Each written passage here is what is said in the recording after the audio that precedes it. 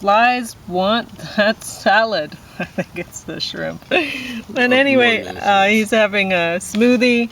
I'm having this Mediterranean style salad.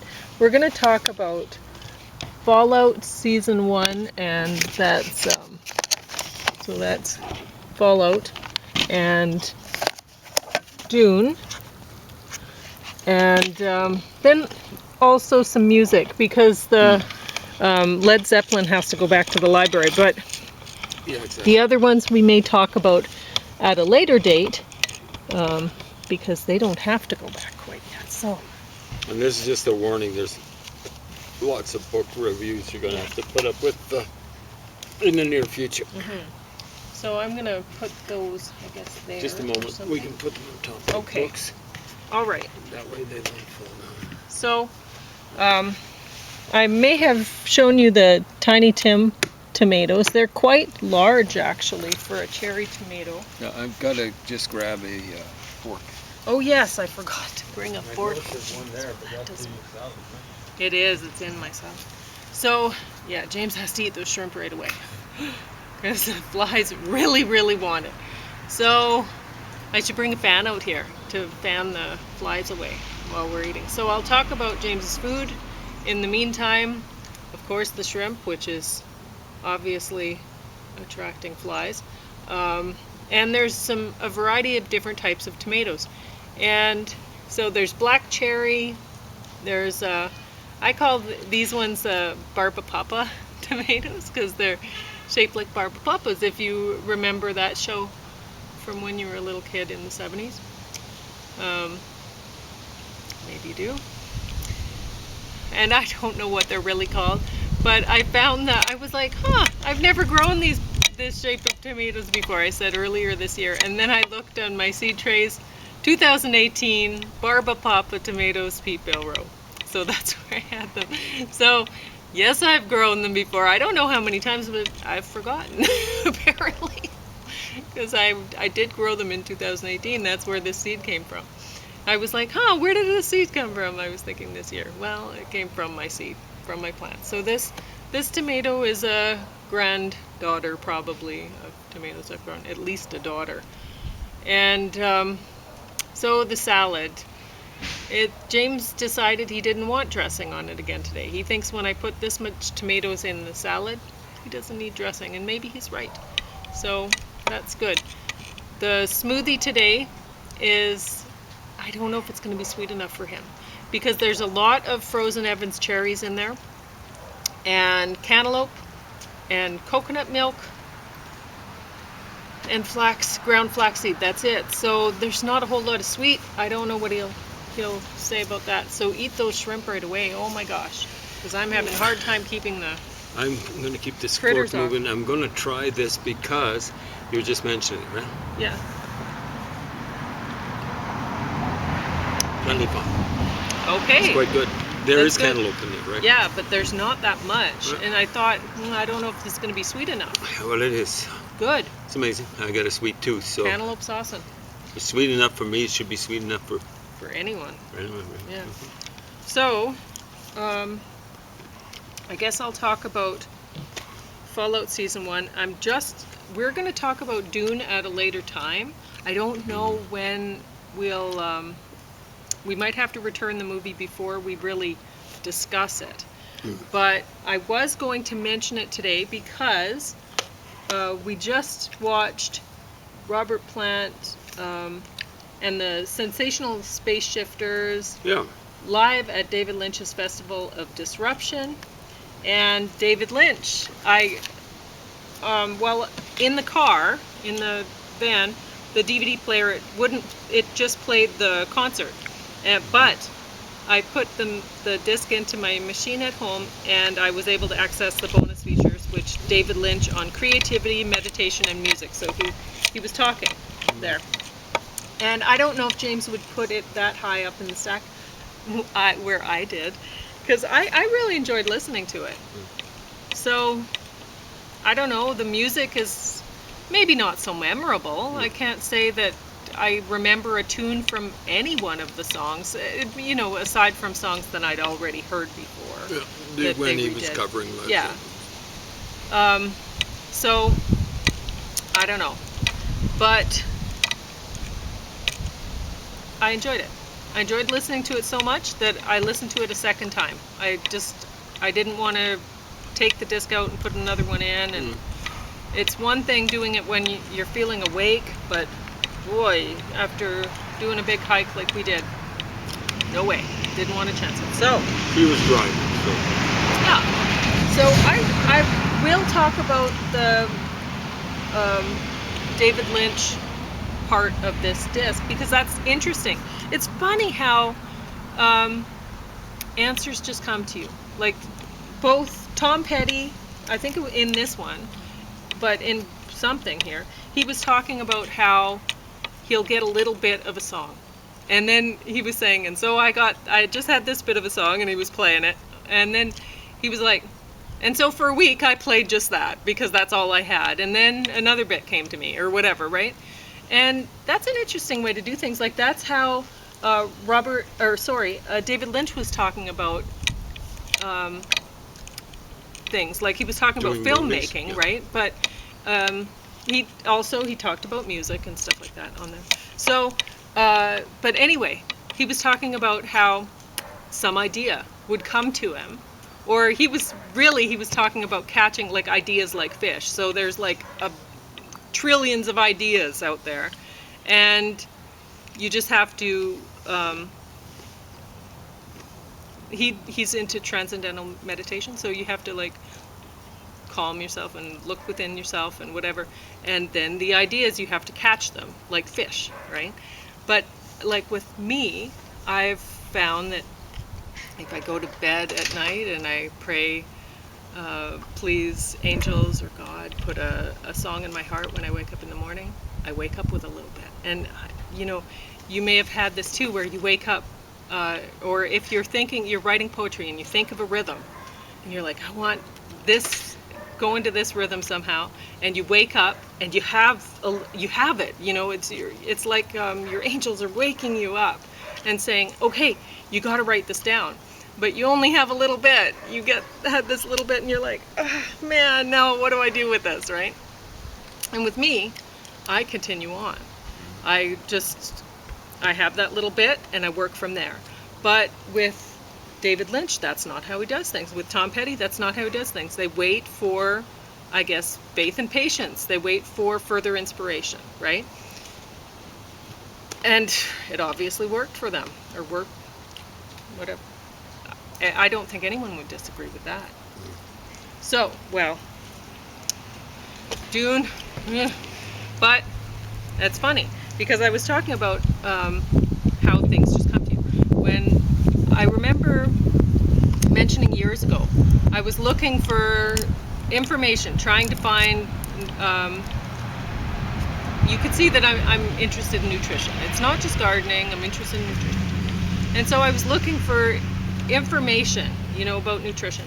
And I was talking about it on one of the deck dinners way back when, about how the information, it just found me.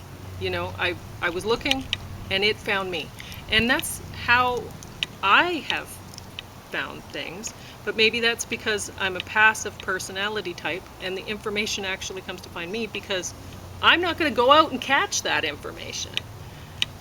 Maybe it works differently for different people.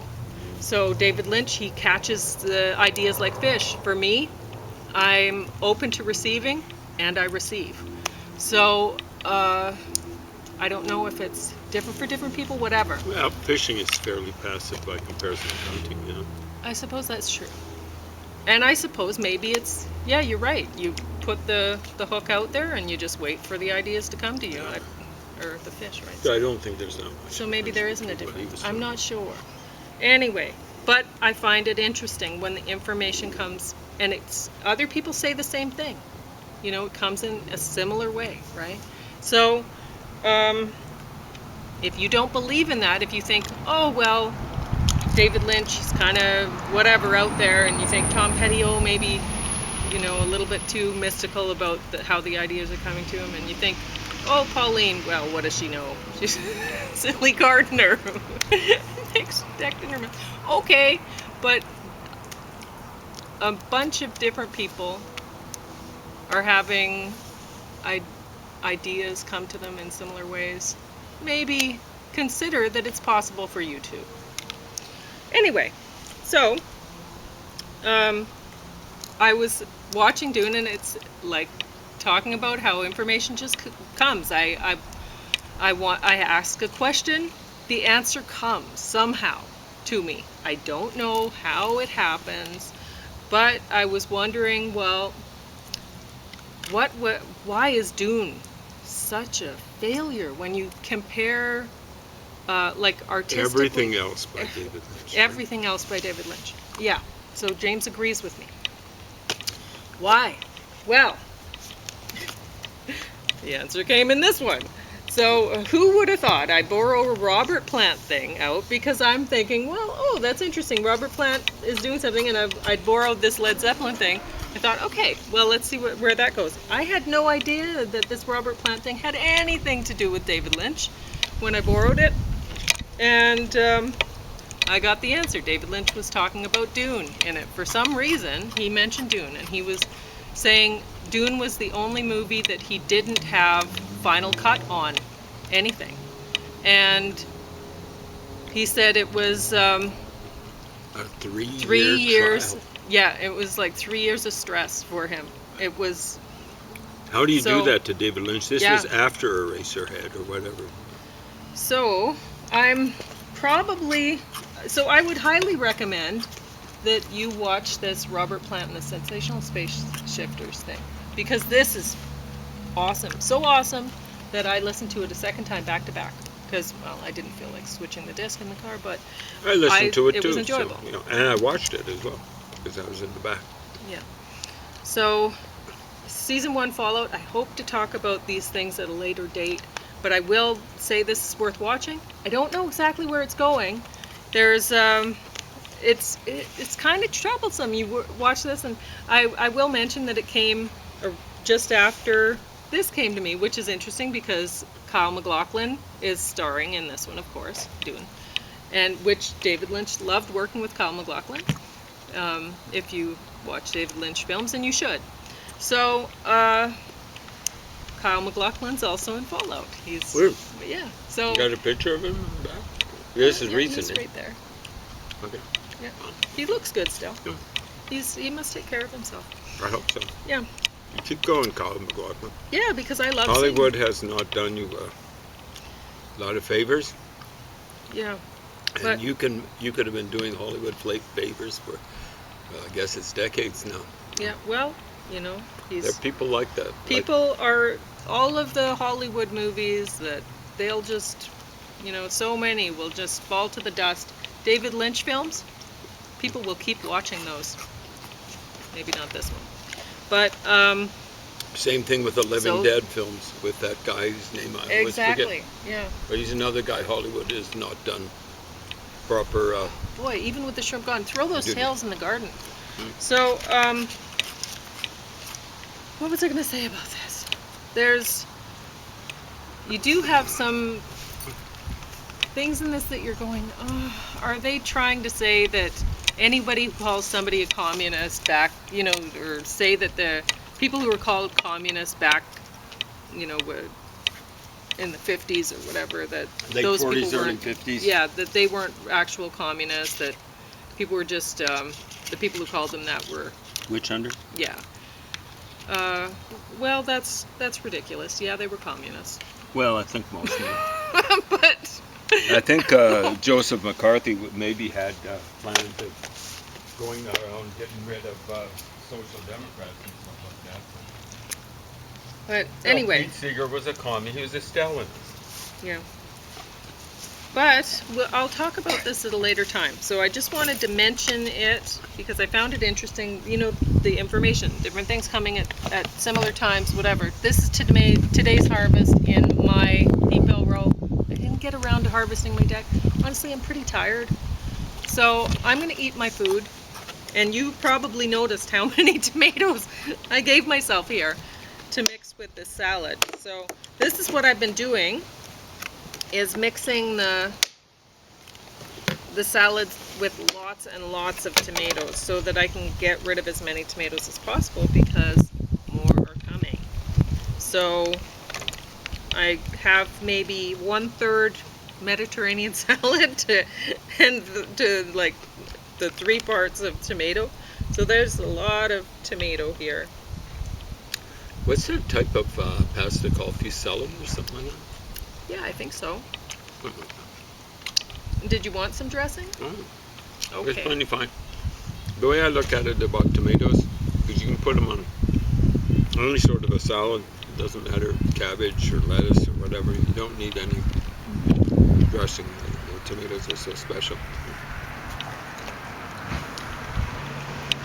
Man, these cherries are sweet. Tomatoes? Cherry tomatoes. Yeah. These ones are really good ones. You should try one of mine. Oh yeah.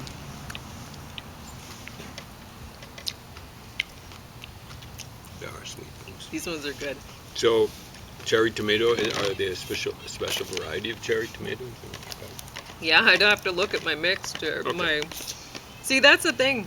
Is I've gotten lazy about doing the harvest. Like a lot of the time, like a lot of these tomatoes that I grew this year are from the 2017 peat row. I just didn't care about separating them anymore to weigh them and whatever. I don't know. So I just weighed them as harvest like that, and then I decided that's it. I'm just putting them in a tray. Like, so sometimes I'll actually take the time to say, oh well, this is a cherub, or this is a tomato sweetie, or whatever, right? But there are lots and lots of different kinds of tomato seeds, and I think that I'll probably just label this awesome sweet tomato, cherry tomato or something. And so that ends up happening rather than me looking up, oh, what was that plant? Where semi-official name. Yeah. And so then I end up with that one called Barbapapa tomato, red Barbapapa. It's not called that in real life. But what does it matter?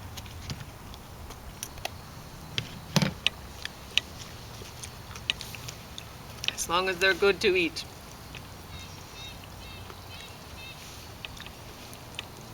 All right, so you can talk about. Okay, so basically you've done something like justice to this. Tom Petty. Where would you put the Robert plant thing in the stack? Oh, not that high, but that's Well, okay. show them where you'd put it.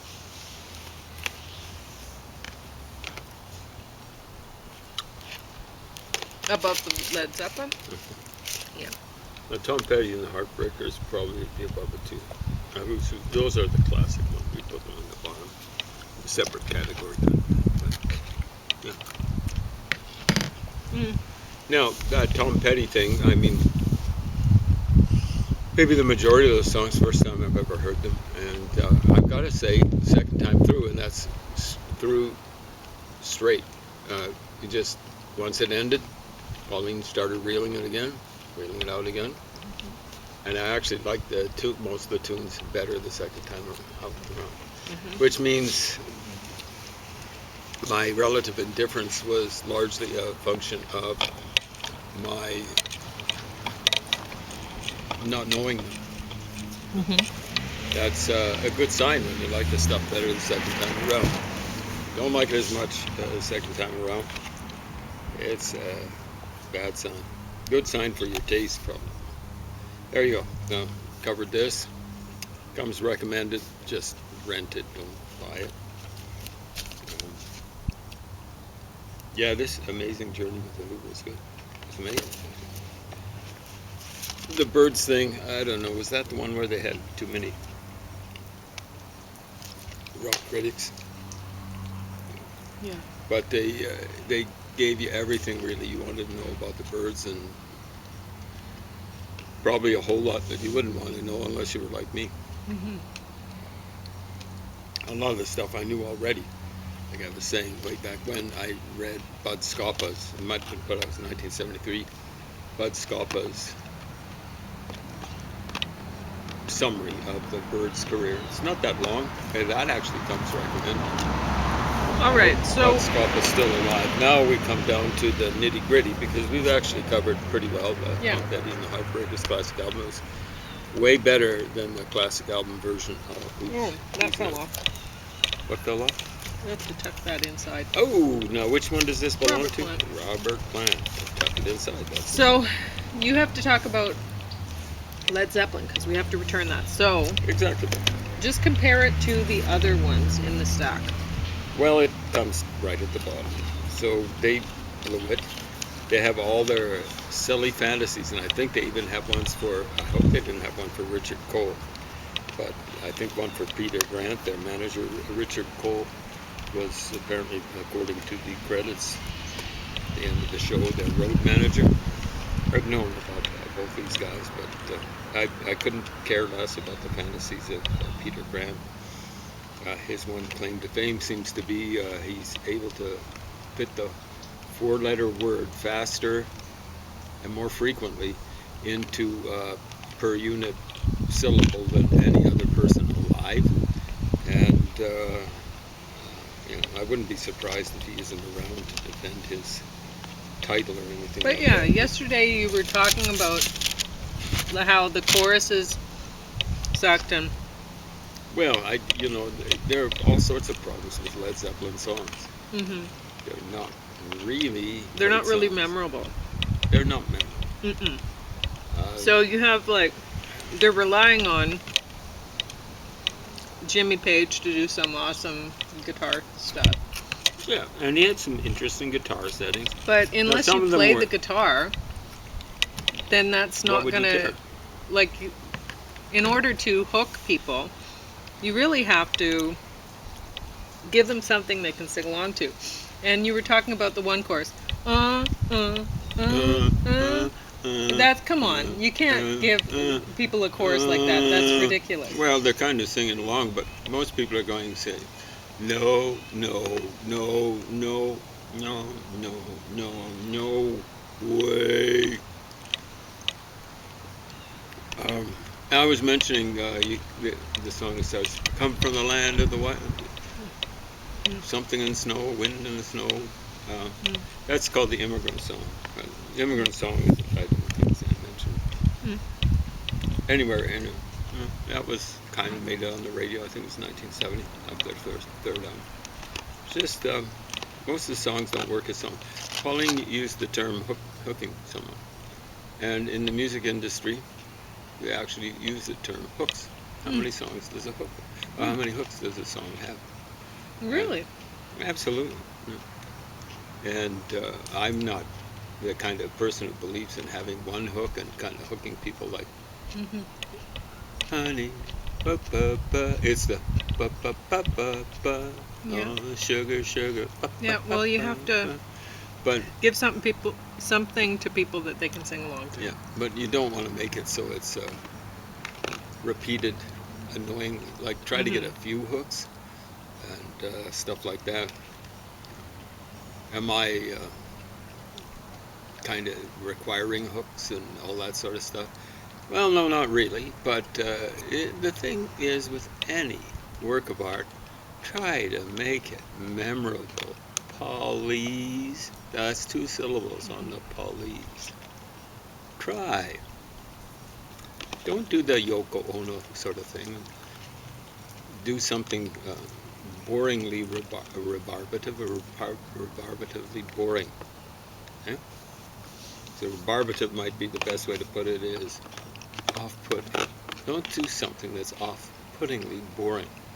And well, I guess, yeah, I don't require hooks either. But if you're writing lyrics, the lyrics should be something that people will sing along to, at least part of them. Or what's the point? But Or at least when you have electronica, like I love electronic sort of music, and there's some of that in this. There is, And so but it's kind of track mixed in. 7 on this, in the concert, awesome.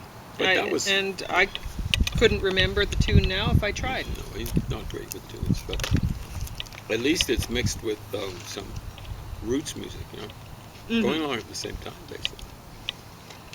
So One of the reasons why it's superior to Led Zeppelin is Pauline was mentioning yesterday at our picnic podcast, what we could call that, picnic podcast. That there was just more instrumentation, or what musicologists or music experts call it, instrumentation. But you see the advantages here. They've got the band here, whatever they're called, sensational space shifters. Well, there's 1, 2, 3, 4, 5, 6, plus the lead singer, 7.